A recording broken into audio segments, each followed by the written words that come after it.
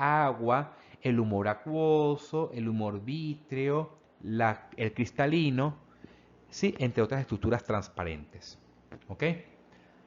Bien. Esta información que llega en la fobia va a captar información básica o se capta la información de información lumínica de colores. Y lo que está alrededor o lo que se aleja de la fobia capta la información de luz blanco y negro. ¿Ok? Eso quiere decir que existen receptores que captan información de color y existen receptores que captan la información de luz blanco y negro. Entonces es momento de clasificar los receptores lumínicos que se encuentran en la retina. Se clasifica según la forma en conos y en bastones. Este es el receptor del cono, del receptor lumínico, porque tiene forma de cono en su porción superior, mientras que los bastones es porque tiene forma de bastón. Los receptores de tipo cono captan la información de los colores, mientras que el bastón capta la información de luz blanco y negro. Como la fobia llega la información del punto focal, de los haces de luces, y capta la información de color, entonces los receptores lumínicos que predominan en la fobia son de tipo cono. Mientras que el resto de la retina, a medida que se aleja de la fobia, predomina los receptores que captan la información de luz blanco y negro, o sea, que se encuentran los receptores de tipo bastón.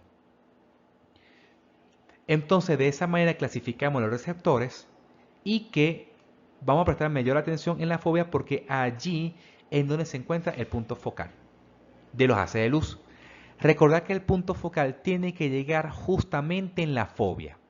Si el punto focal está antes o después de la fobia, la persona tiene alterada la agudeza visual, comienza a ver borroso, bien sea por alteración de la longitud del ojo, por ejemplo, o alteración del cristalino, por ejemplo, o la forma de la córnea.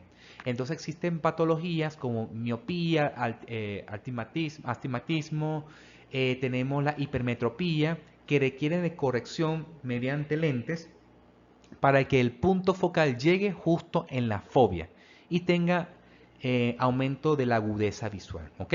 Pero eso tiene que ver con los elementos transparentes y refractarios del globo ocular. Aquí tenemos que prestar atención es cuando la información llega a la fobia y cómo la información lumínica se transforma en potenciales de acción del axón que envía la información a través del nervio óptico.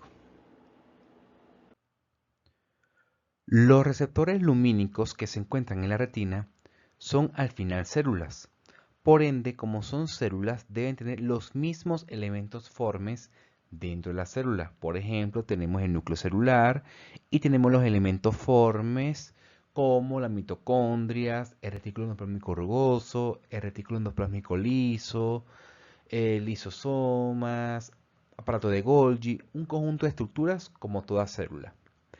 Pero dentro de estas células receptoras de estímulo lumínico, contiene una estructura que se llama discos ópticos. Estos discos ópticos que están dentro de la célula está compuesto por membrana plasmática en forma de sándwich. Eso quiere decir que si ustedes ven acá este disco, ¿verdad? De color morado, ven que hay como dos membranas, ¿verdad? Una superior y una inferior, y dentro contiene el líquido intracelular, pero que lo envuelve esa membrana que conforma el disco óptico, ¿sí?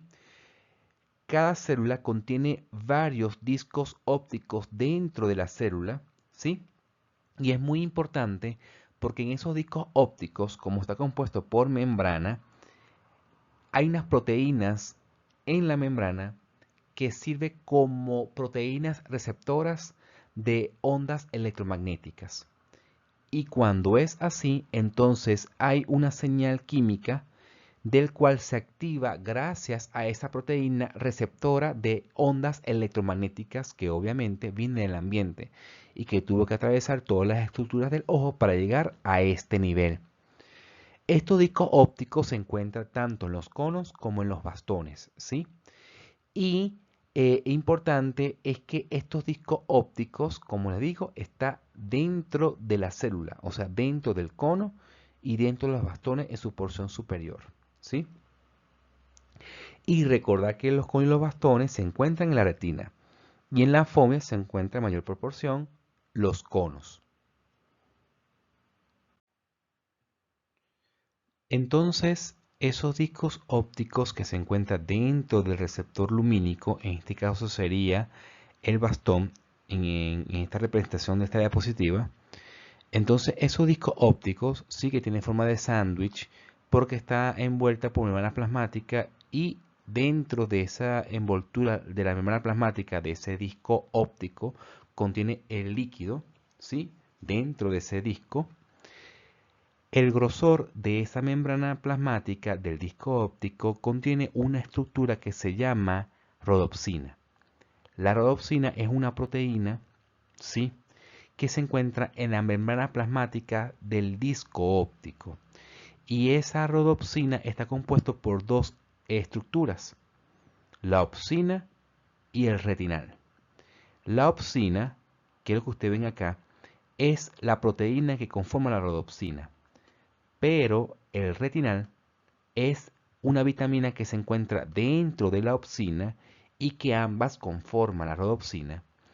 Y el retinal, siendo una vitamina liposoluble, o sea que se disuelve en grasa, cambia la configuración cuando recibe la información de las ondas electromagnéticas o los rayos de luz y cambia la configuración. Fíjense que en estado de reposo, ¿ok?, la rodopsina contiene el retinal en forma de cisretinal, que quiere decir que tiene forma doblada. Cuando llega las ondas electromagnéticas o el haz de luz, se transforma o cambia su configuración de cisretinal a transretinal, o sea, de su forma recta. Y el transretinal hace que la configuración de la rodopsina, específicamente la opsina, genere una señal química en el citosol, o sea, en el líquido intracelular, para que al final se genere los potenciales de acción que viaja la información hacia el nervio óptico y luego llega a la corteza cerebral. Cabe destacar que la vitamina liposoluble, que es el retinal, está conformado por la vitamina A. Por esa razón, el consumo de la vitamina A en la dieta mejora la agudeza visual. ¿Ok? Pero como todo, tiene que haber un equilibrio, porque si consume en exceso la vitamina A, puede producir hipervitaminosis, porque como la vitamina A es liposoluble, se puede acumular en el cuerpo y puede generar problemas, incluyendo los hepáticos, ¿sí?, y daño en la retina. Pero también puede producir hipovitaminosis por falta de ingesta de la vitamina A. Por esa razón, se debe consumir con dieta balanceada la vitamina A para que se forme el retinal, ¿sí? Y así capte la información lumínica y se transforme de cisretinal a transretinal a la llegada de la luz. Luego, para que esa rodopsina vuelva de su estado activo a su estado de reposo, entonces el transretinal tiene que transformarse a cisretinal en una porción o unas estructuras que donde hay enzima que transforma el transretinal a cisretinal, ¿ok? Unas estructuras que están al lado, digamos, de la retina que se llama coroides, pero eso es, digamos, otro punto u otro tema que no va al caso al tema de hoy, ¿ok?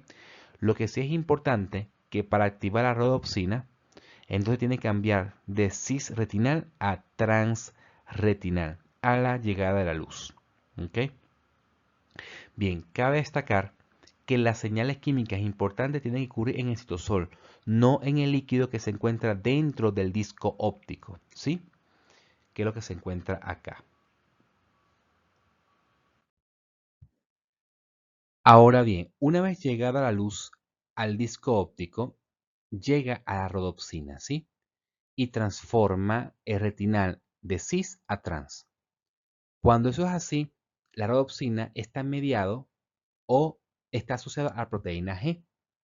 La proteína G tiene que estar el GTP presente en la proteína G para que la subunidad alfa active a otra proteína de tipo enzima que se llama fosfodiesterasa. ¿Entendido? Bien. Esta fosfodiesterasa cumple la función de cambiar y transformar el fósforo que se encuentra en otras proteínas, porque esas otras proteínas se activan o se inhiben, dependiendo del contexto, por la presencia de fósforo. ¿Sí? Bien, lo que está en morado sería el disco óptico, donde se encuentra tanto la fosfodiesterasa como la rodopsina. Y lo que está representado de color rosado sería el líquido intracelular de este receptor lumínico, que puede ser el cono o el bastón. ¿Qué hace la fosfodiesterasa? Resulta que la fosfodiesterasa transforma el GMP cíclico en GMP. ¿Sí? Eso es lo que hace la fosfodiesterasa. Pero ¿qué ocurre? Existen receptores de tipo canal que depende de la presencia de GMP cíclico para que se encuentre abierto. Y que cuando no haya GMP cíclico, entonces el canal se cierra. ¿Ok? Entonces es un receptor dependiente de GMP cíclico. Cuando se activa la fosfodiesterasa y transforma el GMP cíclico en GMP, no hay suficiente GMP cíclico dentro de la célula, lo que hace que pase de un estado de canal abierto a canal cerrado. Y este canal es específico de sodio, ¿sí?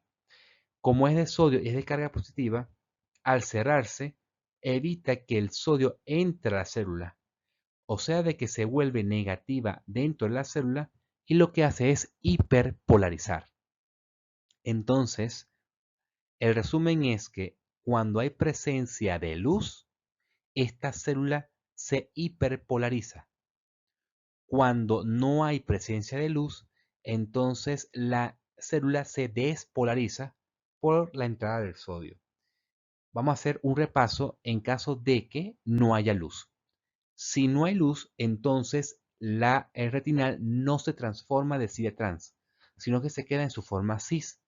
No se activaría la proteína G, no se activaría la fosfodiesterasa, no transformaría el GMP cíclico en GMP, hay aumento del GMP cíclico disponible dentro de la célula que mantiene a este canal abierto de sodio y mantiene despolarizada a esta célula.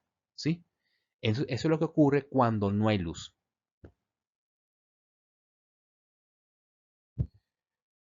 Ahora bien, cuando hay presencia de luz, ¿sí? Y describimos todo el proceso por el cual el canal de sodio, que depende del GMP cíclico, se cierra e hiperpolariza a la célula, lo que hace es que como la célula está hiperpolarizada, no se activan los canales de calcio voltaje dependiente, porque no hay entrada de sodio.